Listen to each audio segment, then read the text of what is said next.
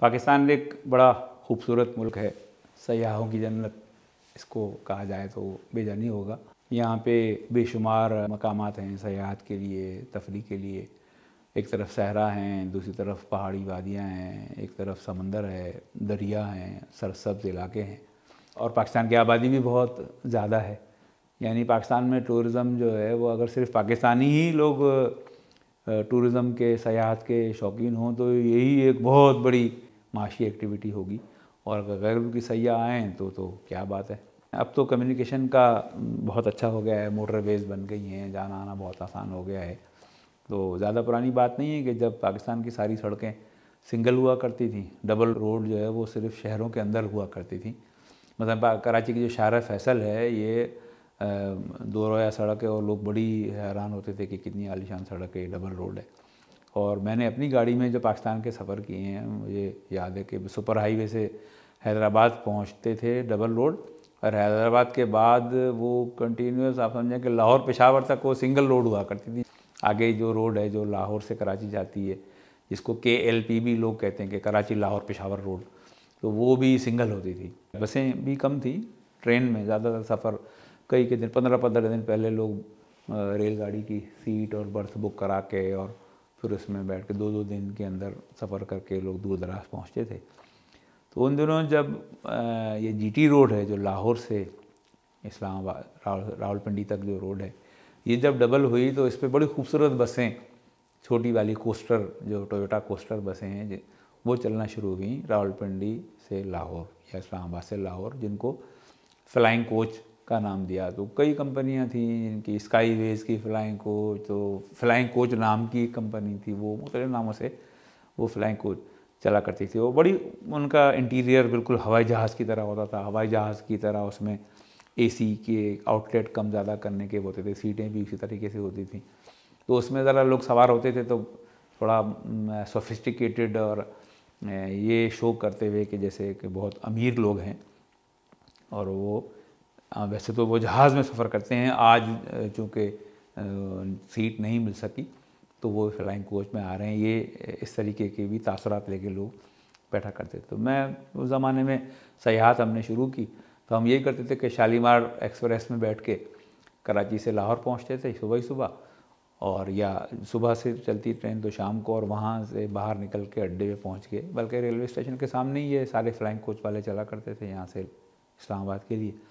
50 روپے مجھے یاد ہے کہ ٹکٹ ہوتا تھا اس وقت لاہور سے اسلام آباد، تو اس میں ہم بیٹھ کے اور وہاں آتے تھے۔ پھر راولپنڈی اسلام آباد پہنچ کے یہاں سے مری چلے گئے، کاکاں چلے گئے، گلگت چلے گئے، سوات چلے گئے، وہ سارا ہوتا تھا۔ ہم تھے کراچی والے، بولنے والے، خاموشی ہم سے رہا نہ جائے۔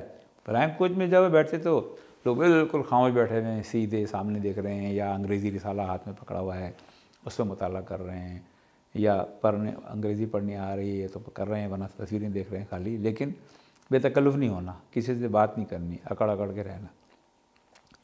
ایک دن اسی طریقے سے جو ہے میں ایک فلائنگ کوچ میں بیٹھا ہوا تھا، تو میرے برابر میں ایک نوجوان بیٹھا ہوا تھا، وہ بھی اس طرح خاموش اکڑ کے بالکل سیدھا بیٹھا ہوا۔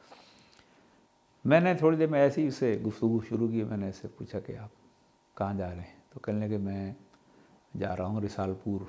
میں کہا کیوں؟ کہنے لگے میں GD پائلٹ بن رہا ہوں ایئر فورس میں، اور میں وہاں ابھی جو ہے نا میری اسٹڈی چل رہی ہے۔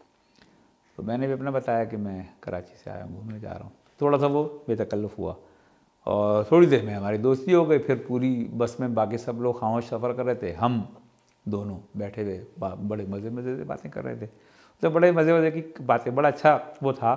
اب دیکھیں وہ خاموش بیٹھا رہتا، میں بھی خاموش بیٹھا رہتا، تو مجھے یہ واقعات سننے کو نہ ملتے۔ میں نے اس سے بات کی تو اس نے بھی، تو اس نے، وہ اچھے کھاتے پیتے گھرانے کا، امیر گھر کا وہ تھا، تو اس نے کہا کہ یار یہ جب بھی ریلوے اسٹیشن آتا ہوں تو یہاں پہ صبح بہت سارے مزدور بیٹھے ہوئے ہوتے ہیں فٹ پاتھ پہ، کوئی بیلچہ ہاتھ میں لے کے بیٹھا ہے، کوئی رنگ کے برش ہاتھ میں لے کے بیٹھا ہے، وہ مختلف جگہوں پہ کام کرنے کے لیے وہ بیٹھے ہوتے ہیں تاکہ ان کو کوئی آ کے لے جائے کام کے لیے۔ تو میں نے دل میں سوچا کہ یار ایک تو یہ لوگ، ہم زندگی جس طرح کی گزار رہے ہیں وہ کوئی اور ہے، اور یہ لوگ ہیں کہ جو صبح ہی صبح آ کے پرندوں کی طرح آ کے دانہ تلاش کرنے کے لیے یہاں بیٹھ جاتے ہیں، جس کی قسمت میں جو کام ہے اس کو وہ ملے تو وہ اپنا گھر چلا اسے۔ یعنی اسے کہتے ہیں، اس کی ایک مثال ہے کہ روز کا کنواں کھودنا، روز کا پانی پینا۔ یہ ایک کہاوت ہے، یعنی آپ کو جتنے پانی کی ضرورت ہے آپ کو اس کے لیے روز کنواں کھودنا پڑے گا، اگلے دن اس کنویں سے پانی نہیں ملے گا، دوسرے کنواں کھودنا پڑے گا۔ کہنے لگے میرے دل میں خیال آیا کہ کہیں میں بھی نہ بیٹھ جاؤں ان مزدوروں کے ساتھ، مزدور بن کے، اور ایک دن کام کر کے دیکھوں تو کہ ان کو کیسا لگتا ہے۔